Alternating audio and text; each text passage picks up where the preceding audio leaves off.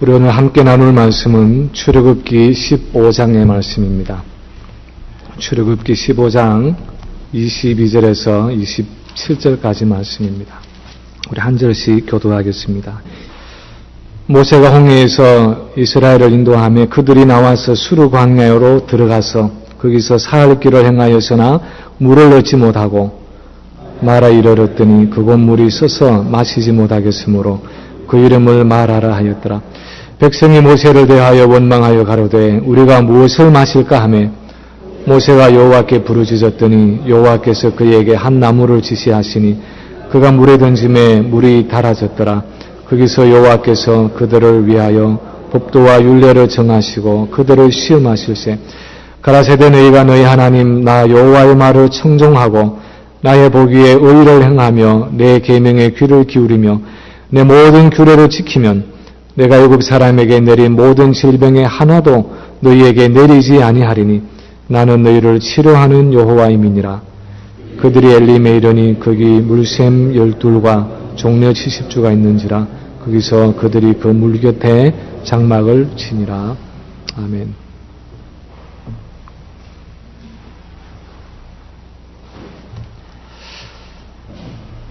저희 부부가 오랫동안 알고 지내던 어떤 여자 성도분을 최근에 다시 만나게 되어서 같이 식사를 할 기회가 있었습니다.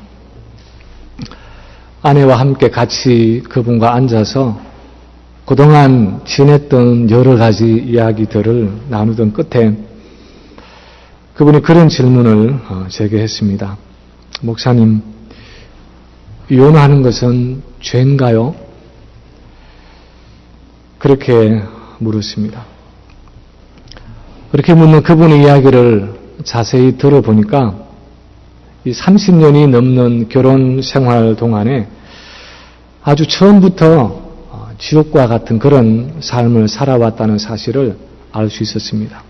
남편에게서 폭언을 듣고 폭력을 당하고 심지어는 생명의 위협을 느끼는 때도 있었는데 한국적인 그런 부부의 개념으로 죽은 듯이 참으면서 지금까지 그렇게 살아오고 있었습니다. 오히려 내가 그리스도인이면서 남편에게 이 신앙의 모범을 보이지 못해서 아마도 저렇게 아직도 남편이 예수를 믿지 않는가 보다 그렇게 하면서 스스로 오히려 자책하면서 그렇게 살아가고 있는 모습을 보았습니다. 그분과 헤어지고 나서 집으로 돌아오면서 참 여러 가지 생각이 머릿속을 지나갔습니다. 무엇보다도 너무나 이 아이러니컬한 너무나 모순되고 역설적인 그런 현실이 참 안타깝고 애처로웠습니다.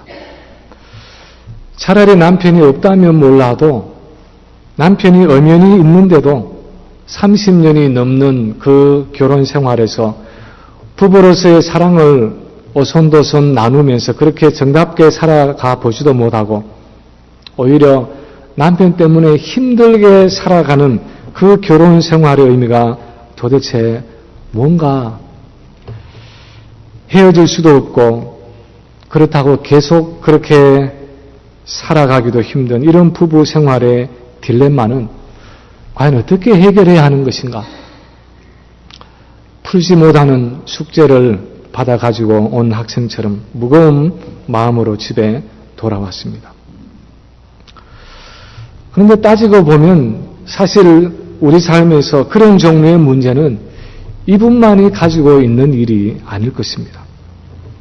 종류가 다르고 정도가 달라서 그렇지 우리는 이민의 삶을 살아가면서 여러 가지의 많은 문제들에 부딪힙니다.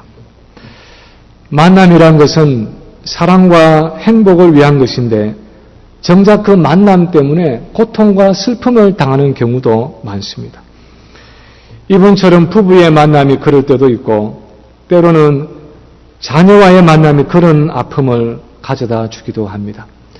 직장과 사업처에서 그런 힘든 만남이 있을 수도 있고 심지어 내 믿음이 자라나고 사랑이 넘쳐나야 할 교회 공동체 안에서도 내게 고통과 아픔을 주는 만남이 있을 수도 있습니다. 우리가 아직도 죄악된 세상을 살아가기 때문에 기쁨과 행복보다는 그렇게 고통과 슬픔을 주는, 고통과 불행을 주는 듯한 그 만남이 우리에게 얼마든지 있을 수 있습니다. 사실은 오늘 우리가 읽은 이 본문의 이스라엘 백성들이 그런 상황을 맞고 있었습니다. 출애굽을 해서 사흘 동안 광야를 걸어서, 힘든 광야를 걸어서 어떤 샘을 만났는데 이 물이 너무 써서 마실 수가 없었습니다. 우리 한글 성경으로는 물이 써서 마시지 못했다 그렇게 기록을 하고 있지만 그 의미는 그냥 단순히 우리가 마시는 한약처럼 맛이 너무나 써서 마실 수 없다는 그런 의미가 아니라 아마도 물이 오랫동안 고여서 썩어서 이제는 도저히 마실 수 없는, 그 물 속에는 마시면 죽을 수밖에 없는 어떤 독소가 있어서 마실 수 없었다는 그런 이야기일 것입니다. 단순히 맛의 문제가 아니라 마시기에 불가능한 물이었다는 의미입니다. 물은 있지만 마실 수는 없는, 내게 있지만 그것을 누릴 수 없는 아주 역설적이고 모순된 상황을 이 이스라엘 백성들이 만난 것입니다. 차라리 물이 없으며 마음으로부터 포기하고 말겠는데 물은 분명히 있는데 마실 수 없는 물로 내 곁에 있는 것입니다. 남편이 있고 아내가 있는데도 깊이 사랑하기에 너무 어렵고, 부모가 있고 자녀가 있는데도 행복을 주기보다 오히려 고통을 주는 경우가 많고, 이웃과 성도가 내 곁에 있지만 그 만남으로 내가 풍성해지기보다도 오히려 내게 상처가 되고 에너지가 소진되는 그런 역설적인 상황이, 환경이 우리에게 있을 수 있다는 것입니다. 그때 우리가 할 수 있는 일이 무엇입니까? 우리가 살아가면서 그런 인생의 썩물을 만날 때에 그 상황을 어떻게 대처해야 하는 것입니까? 오늘 본문은 그런 역설적이고 모순된 상황에서 우리 성도들이 어떻게 해야 할 것인가 하는 그 교훈, 몇 가지 기억해야 할 사실을 우리에게 가르쳐주고 있습니다. 첫 번째로 오늘 본문이 말씀하는 것은 우리가 어떤 상황 가운데 있든지 어떤 썩물을 만나게 되었든지 간에 그런 썰하려고 아픈 현실 속에서도 하나님이 나를 이곳으로 인도하셨다는 사실을 기억해야 한다는 것입니다. 아무리 아프고 힘든 상황 속에 내가 직면해 있을지라도 나를 이곳에 두신 분은 하나님이라는 사실을 기억할 필요가 있다는 것입니다. 오늘 본문 22절에 보면은 모세가 홍해에서 이스라엘을 인도하며 그렇게 기록하고 있지만 사실 모세는 앞서 가시는 그 하나님을 따라서 이스라엘 백성들을 이곳으로 인도한 것뿐이었습니다. 출애굽기 13장의 마지막 부분을 보면 이미 출애굽하던 처음부터 하나님이 그 백성들 앞에 서서 낮에는 구름기둥으로 밤에는 불기둥으로 그들을 인도하셨다고 기록하고 있습니다. 하나님이 맨 앞장서서 이 백성들을 사흘 동안 인도하셨는데 결국은 물이 없는 곳으로 인도하셨다는 것입니다. 그리고 기껏 물을 발견하기는 했는데 마실 수 없는 물이 있는 곳으로 하나님이 인도하셨다는 것입니다. 사실 애굽에서 가나안까지 그 당시 아주 잘 닦여진 교역로가 있었습니다. 그 무역을 하는 상인들이 걸어 다니는 길이 있었습니다.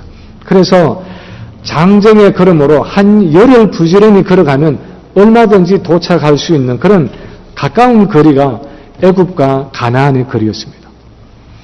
아마도 이스라엘 백성들은 그 지름길을 통해서 어려움 없이 빨리 가나안에 도착하기를 바랬을 것입니다. 그리고 하나님이 그들을 그렇게 좋은 길로 인도해 주시기를 기대했을 것입니다. 그런데 참 이상하게도 하나님은 그들의 바람과는 달리 이스라엘 백성들을 돌아가는 먼 길로 인도하셨습니다. 본문에 나오는 이 수르 광야라는 곳은 북동쪽으로 올라가서 가나안으로 가는 그 지름길이 아니라, 바로 가는 길이 아니라 남동쪽으로 내려와서 시내 광야 쪽으로 가는, 사실은 가나안과는 반대편으로 가는 길이었습니다. 그런데 오늘 본문에서 중요한 것은 그들이 어쩌다가 길을 잘못 들어서 이 광야로 접어들었다거나 모세가 실수로 이 이스라엘 백성들을 그렇게 끌고 간 것이 아니었다는 것입니다. 오히려 하나님은 어떤 목적과 계획이 있어서 의도적으로 물이 없는 땅, 썬물을 만나야 하는 그 땅으로 그 백성들을 인도하셨다는 사실입니다. 그것이 가정이든 일터이든 교회이든 마라의 썬물과 같이 도저히 마실 수 없고 도저히 참을 수 없는 상황에 우리가 부딪힐 수 있습니다. 그때 우리가 가장 먼저 기억해야 할 것은 이 상황은 내게 우연히 주어진 상황이 아니라 나를 주권적으로 인도하시는 하나님의 목적과 계획이 있다는 사실입니다. 내가 지금 다 알지는 못하지만 하나님이 그분의 선하신 뜻대로 인도하셔서 내가 지금 이곳에 와 있다는 것입니다. 물론 그 하나님의 뜻과 계획을 내가 다 깨닫는 데는 오랜 시간이 걸릴 수도 있습니다. 그러나 적어도 우리가 늘 기억해야 하는 것은 내가 어떤 상황에 처해 있든지 간에 가장 기본적으로 거기에는 하나님의 분명한 주권과 섭리가 있다는 사실입니다. 두 번째로 오늘 본문에 또한 말씀하는 것은 그 과정이 우리를 향하신 하나님의 시험이라는 사실을 기억해야 한다는 것입니다. 마치 썬물을 만난 것 같은 이 장면을, 이 과정을 헤쳐가는 그 과정이 우리를 향하신 하나님의 시험이라는 것입니다. 왜 하나님이 열흘이면 넉넉히 갈 수 있는 그 가까운 길을 두고 일부러 먼 길을 택해서 광야로 이스라엘 백성들을 인도하셨습니까?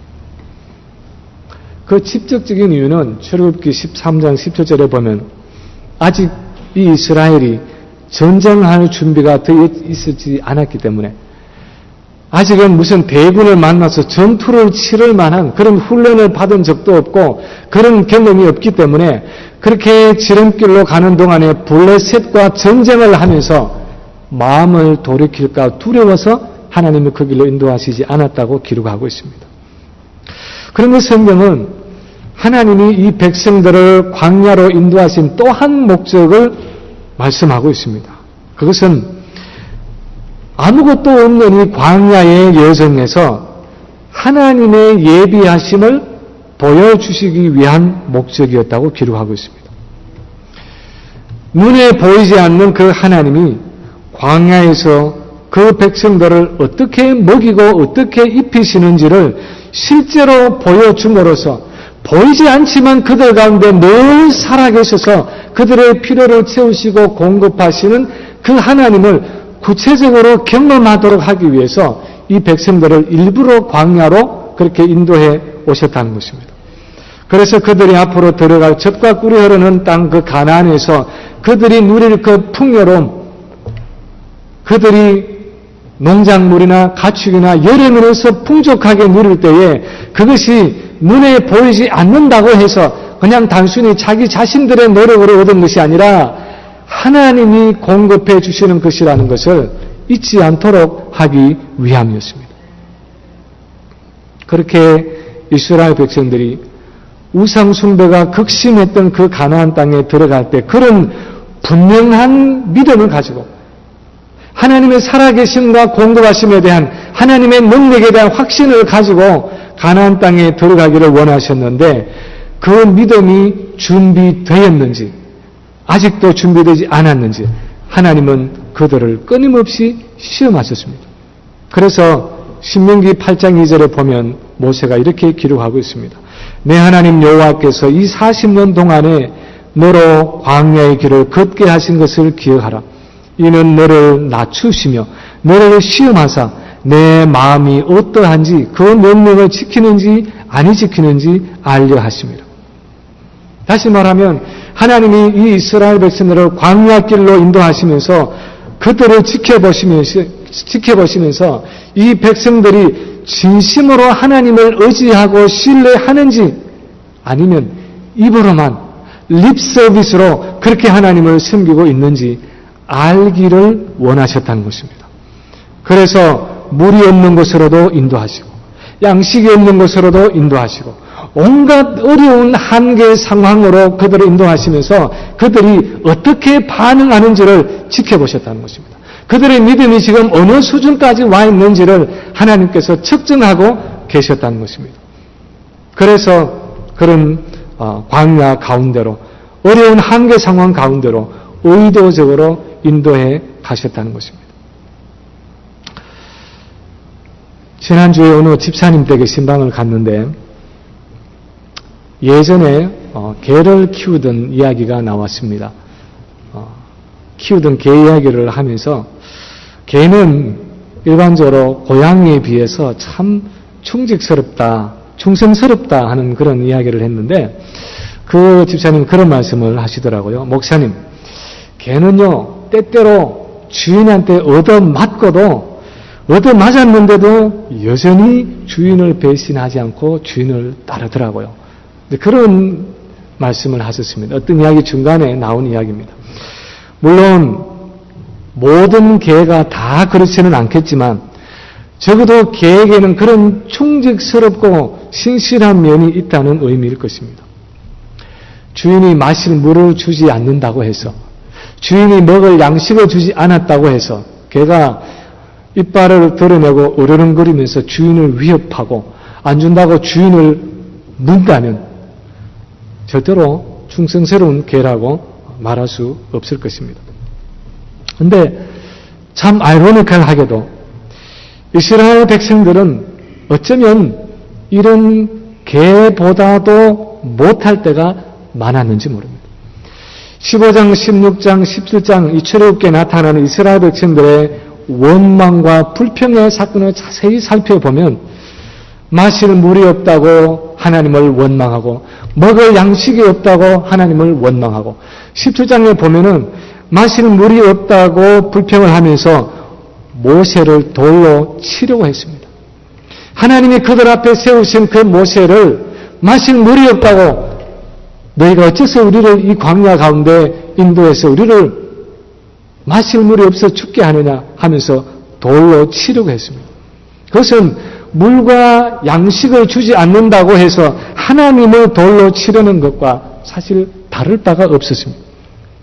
그렇게 이스라엘 백성들이 하나님과 다투었다고 해서 그곳 이름을 무리바라, 다툼이라 그렇게 불렀습니다. 하나님이 이렇게 광야에서 하나님에 대한 이스라엘 백성들의 그 믿음과 신뢰를 시험하셨습니다.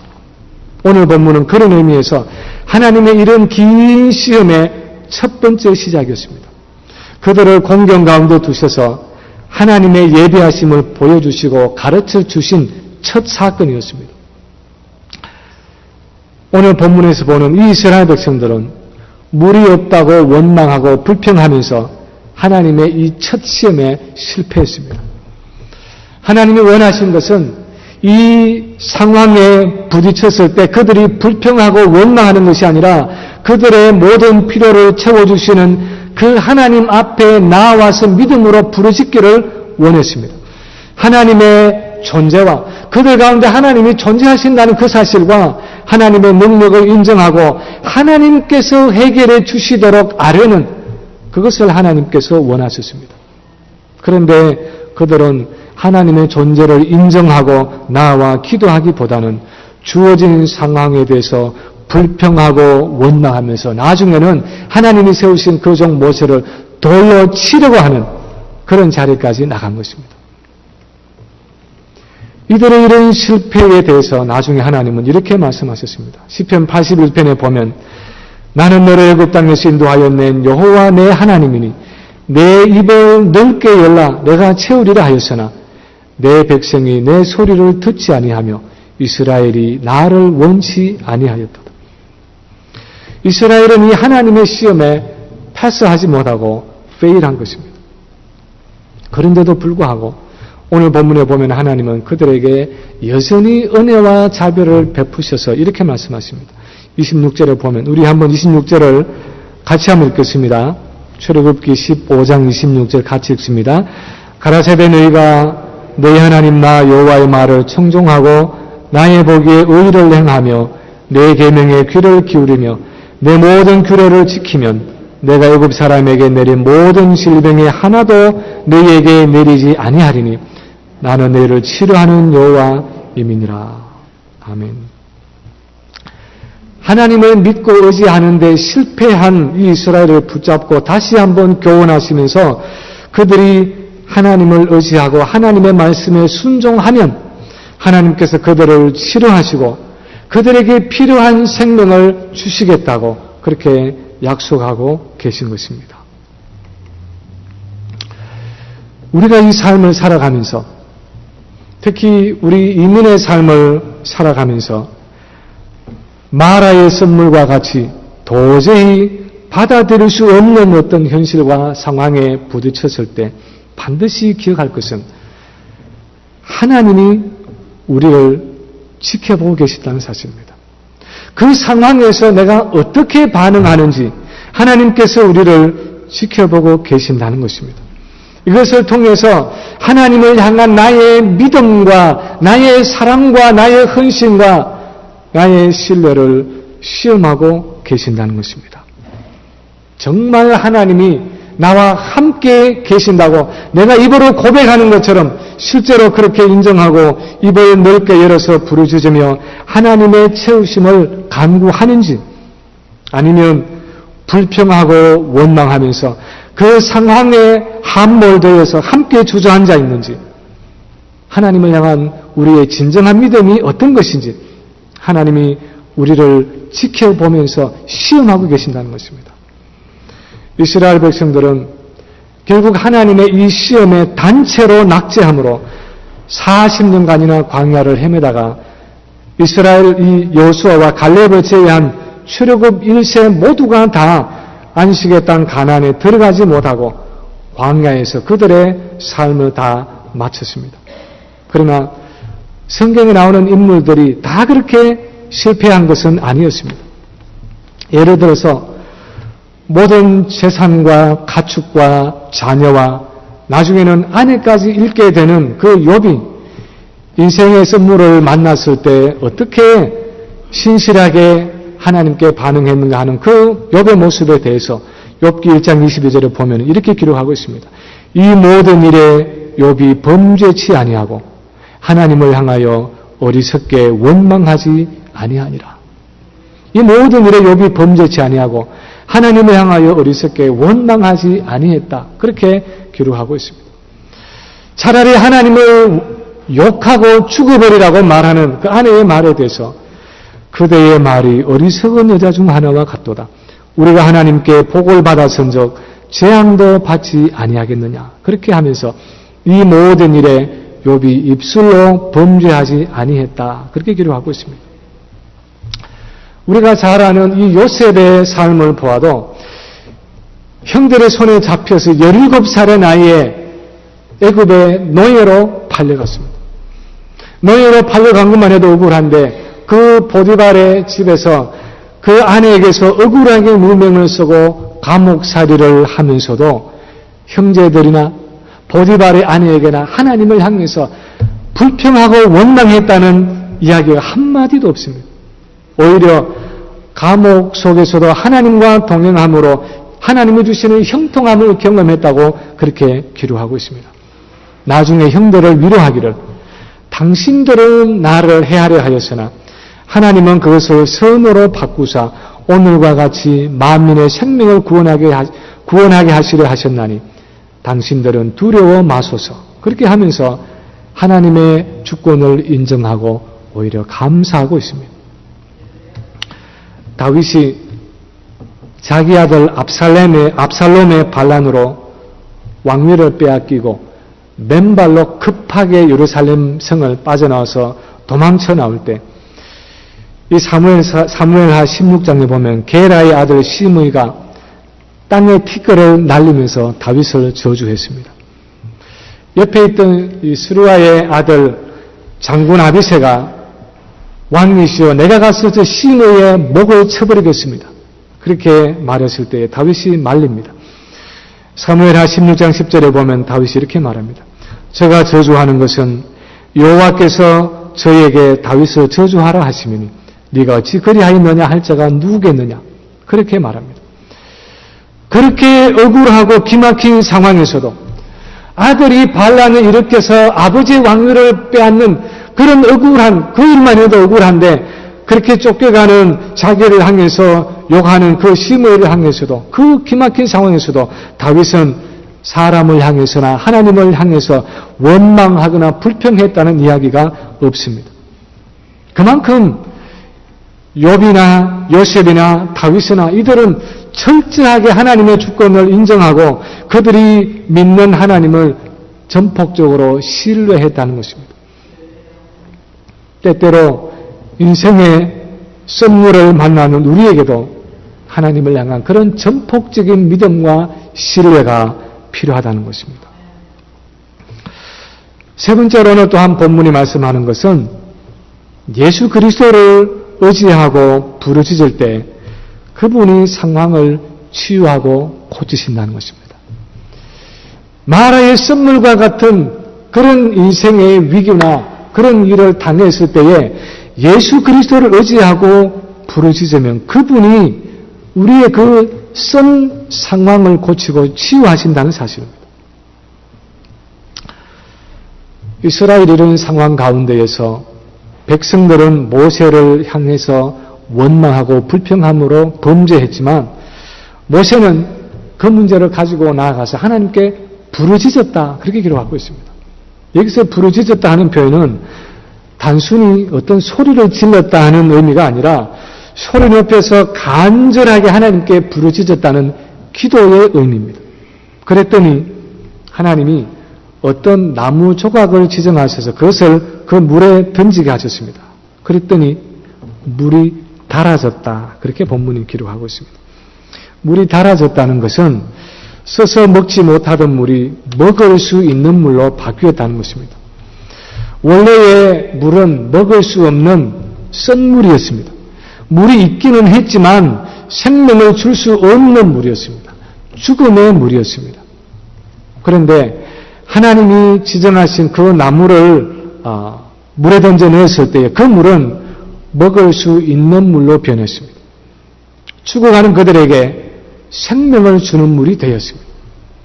성경학자들은 이 나무를, 이 물에 던져진 이 나무를 예수 그리스도, 특히 십자가의 나무에 달리신 예수 그리스도를 예표하는 것으로 봅니다.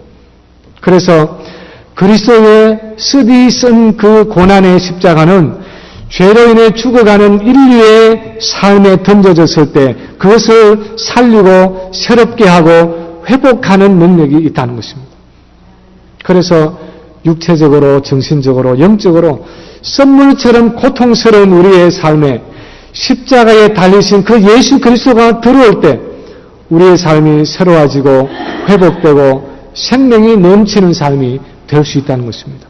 이런 그리스도의 모습을 오늘 본문 26절에서는 너희를 치료하는 여호와라 그렇게 부르고 있습니다. 이 예수님의 치료는 육체적일 뿐 아니라 지적이고 감정적이고 의지적이어서 전인격적인 치유를 가져오는 것입니다. 예수 그리스도는 전인격적으로 우리 자신과 우리의 상황을 고치고 치유하시는 분이라는 것입니다. 신학교에서 같이 공부를 하던 친구 목사님 중에서 선교사가 되어서 나중에 중국에 들어가서 사역을 한 목사님이 있었습니다. 특별히 그 중에서 상담 사역을 주로 했는데 그 사모님이 남긴 간증 중에서 어떤 20대의 자매와의 그 상담에 대한 간증을 한번 본 적이 있습니다. 이 자매는 예수님을 영접한 지가 몇 년이 되는데도 도무지 믿음의 성장을 이루지 못하고 무언가 자유함을 누리지 못하고 뭔가가 막혀있는 정체된 신앙생활을 하고 있었습니다.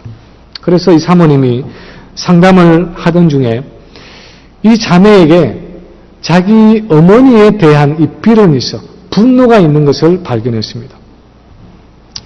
이 자매가 유치원에 다닐 때, 그러니까 한 5, 6살 되던 그런 어릴 때 일이었는데, 이 자매가 다니던 유치원이 이 베이징의 한복판 천안문 광장 근처였다고 합니다.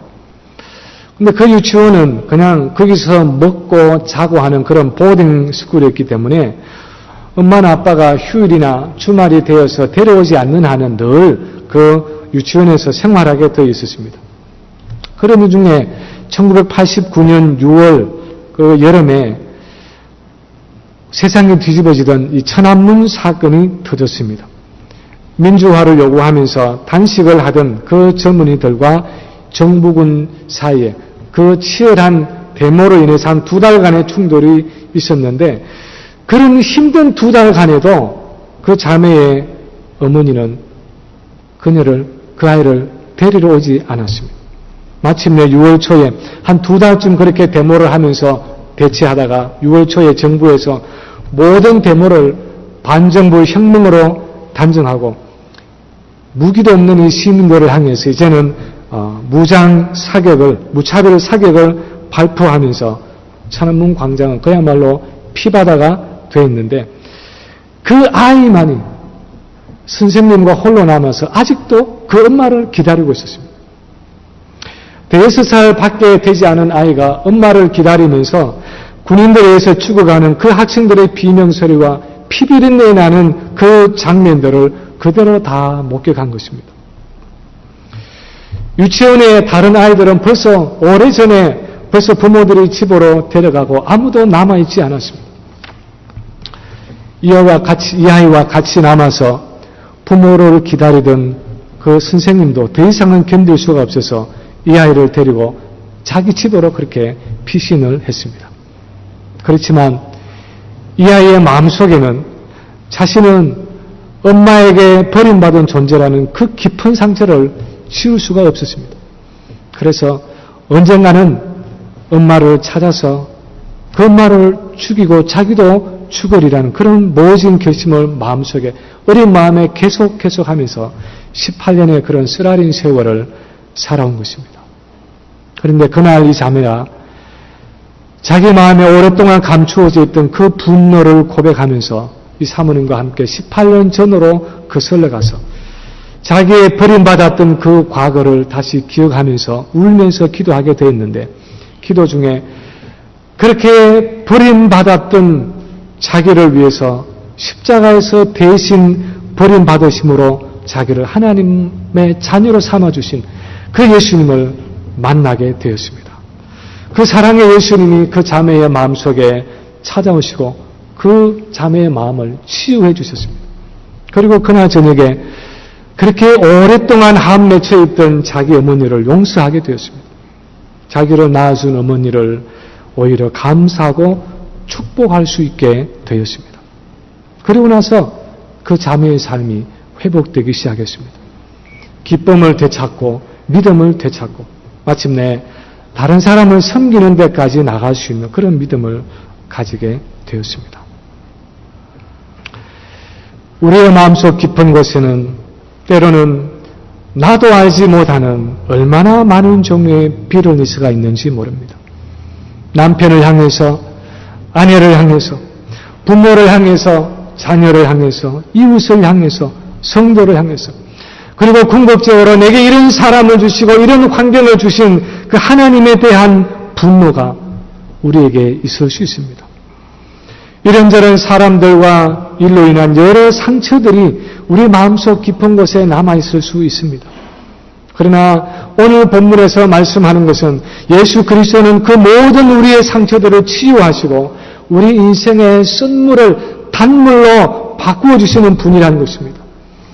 나를 향하신 그분의 십자가의 사랑과 용서를 깊이 묵상할 때 내가 이미 받은 그분의 그 사랑과 용서를 심령 깊숙이 깨닫기 위해서 내가 하나님 앞에 나가서 기도할 때, 그리고 이제는 그 사랑과 용서를 남에게 실천하기 위해서 그 힘을 간구할 때 예수님은 우리 가운데 찾아오시고 그분 자신의 마음을 우리에게 주셔서 하나님의 사랑과 용서가 우리 가운데 넘치도록 역사해 주신다는 것입니다. 비록 시간이 오래 걸릴 수도 있고 많은 과정을 거쳐야 할 수도 있지만 마라의 선물을 단물로 바꿔주셨던 그 여호와 라파의 주님이 상처투성이의 우리의 삶을 아름다운 모습으로 변화시켜 주시는 것입니다. 왜냐하면 하나님은 우리를 치료하시는 여호와가 되시기 때문입니다. 이제 말씀을 마칩니다. 여러분의 마음속에는, 우리의 마음속에는 하나님과 사람을 향한 불평과 원망의 마음이 없습니까?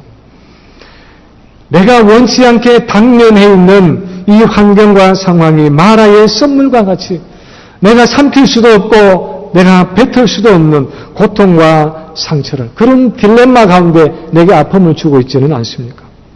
무엇보다도 먼저 하나님이 그분의 영원하신 목적과 계획을 가지고 우리를 이 상황에 두신 것을 기억할 수 있기를 바랍니다. 그리고 이런 상황 가운데서 불평하고 원망하기보다는 오히려 하나님의 주권을 인정하고 기도함으로 하나님께 이 문제를 가지고 나올 수 있기를 바랍니다. 그렇게 우리를 치료하시는 여호와이신 주님 앞에 우리의 아픔과 상처를 가지고 나아갈 때 그분이 우리를 고치시고 우리를 치유하시고 우리를 회복하실 것입니다. 이제 우리 함께 찬양하면서 그렇게 주님 앞에 함께 나아가도록 하겠습니다. 마음이 상한 자를 고치시는 주님. 마음이 상한 자를 고치시는 주님, 하늘의 아버지, 날 주